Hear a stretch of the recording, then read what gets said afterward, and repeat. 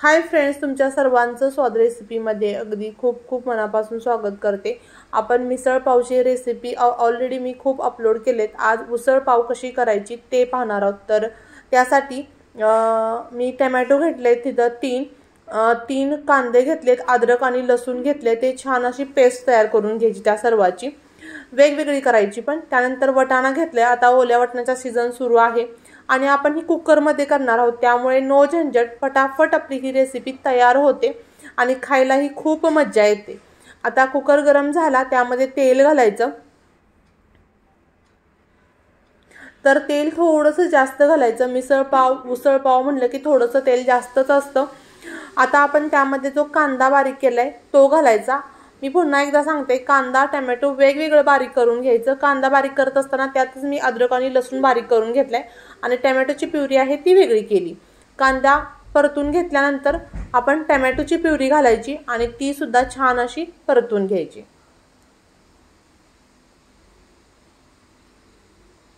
छान असं तेल सुटलं पाहिजे। आता आपला मसाला छान असा भाजला गेलाय, परतला गेलाय, त्याला छान असं तेल सुद्धा सुटलेलं आहे। आणखी 1-2 मिनिटं मी शिजवून घेते। तर मसाला ग्रेव्हीचा कोणताही असो, परतत असताना घाई गडबड करायची नाही। आता त्यातला थोडासा मसाला मी बाजूला काढून ठेवते, त्याची आपण तर्री बनवणार आहोत। आता यामध्ये आपण काही मसाले घालणार आहोत। तर प्रथम लाल तिखट घालायचं, आपल्या आवडीनुसार घालायचे। कमी किंवा जास्त तुम्ही तिखट खात असाल तर बिडगी मिरची पावडर कलर छान येण्यासाठी। त्यानंतर उसळ मसाला जो मिळतो तो घालायचा। जर तो तुमच्याकडे नसेल तर पावभाजी मसाला घालायचा। 1 चमचा धने पावडर घालायची, 1 चमचा गरम मसाला घालायचा आणि हे सर्व व्यवस्थित परतून घ्यायचं। उसळ मसाला नाही म्हणून करायचं थांबू नका, तुम्ही त्याच्याऐवजी पावभाजी मसाला प्रत्येकाच्या घरी असतो तो वापरायचा, त्याने सुद्धा सेम टेस्ट येते। आता तेल छान असं आपलं मसाला सुटलेला आहे, त्यामध्ये आपण वटाणा घालायचा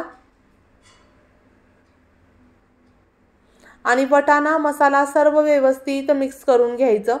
जर प्रथमच तुम्ही माझा व्हिडिओ पाहत असाल तर चॅनलला सबस्क्राइब करायचंय, जेणेकरून नवनवीन येणाऱ्या रेसिपीचं नोटिफिकेशन सर्वात प्रथम तुम्हाला मिळेल। आणखी कोणत्या प्रकारच्या रेसिपी पाहायला तुम्हाला आवडतील त्यासाठी कमेंट्स बॉक्समध्ये कमेंट्स करायला विसरू नका।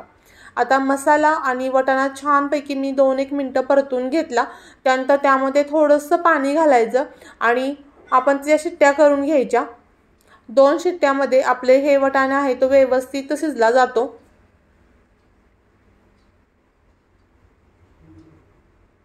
दोन शिट्ट्या घेते तोपर्यंत आपण तर्री करूयात। जो आपण मसाला काढून ठेवलाय त्याचीच आपण तर्री करणार आहोत। कढई गरम करायला ठेवलेली आहे, त्यामध्ये तेल घालायचं। तर तर्री म्हणलं की थोडंसं तेल लागतं आणि त्यामध्ये पण थोडंसं तेल आहे आणि यामध्ये सुद्धा आता जो मसाला आहे तो घालायचा। मसाला तर भाजला गेलेला आहेच। आता आपण यामध्ये काही मसाले म्हणजे लाल तिखट वगैरे टाकायचं आहे।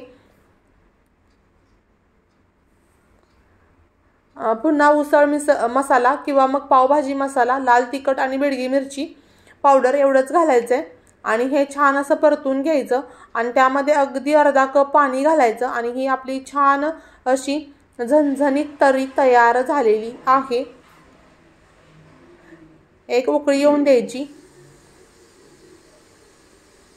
आणि आपली तर्री तयार आहे। आता आपण जी उसळ बनवली आहे ती बघूयात, ती सुद्धा छान अशी शिजली गेलेली आहे। आता आपण यामध्ये थोडंसं पाणी घालायचं, कारण ही खूप घट्टसर अशी झालेली आहे आणि 5 ते 6 मिनिटं पुन्हा आपण ही उसळ जी आहे ती शिजवून घ्यायची। खूप अमेझिंग अशी ही उसळ पाव लागतं। पुन्हा मी थोडंसं मीठ घातलेलं आहे। आता बेसन पीठ घालायचं आहे, थोडीशी स्लरी करून, जेणेकरून त्याला थिकनेस येण्यासाठी, व्यवस्थित थिकनेस यावा। पाणी आणि मसाला वटाणा वेगवेगळा होऊ नये यासाठी। त्यानंतर मसाला शेव बनवतोय आपण, तर जी तर्री आपण बनवली आहे ती त्यात थोडीशी शेवमध्ये घालायची। तर मोठी शेव आपण वापरायचे, भावनगरी किंवा मोठी शेव। त्यानंतर पावभाजी मसाला किंवा उसळ मसाला आणि आपली ही मसाला शेव सुद्धा तयार झालेली आहे। आपली उसळ सुद्धा तयार झालेली आहे। खूप छान तर्री आलेली आहे, कलर सुद्धा अमेझिंग असा आलेला आहे।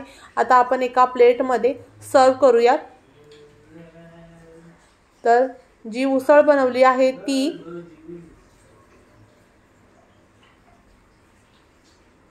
साइडला शेव, नंतर उसळमध्ये थोडीशी शेव घालूयात, कांदा साजिकच, कोथिंबीर थोडीशी, पाव आणि थोडीशी तर्री आणि तर्रीची एक वाटी। पुन्हा भेटू अशाच नवीन आणि जायकेदार रेसिपी सोबत। तोपर्यंत बाय बाय।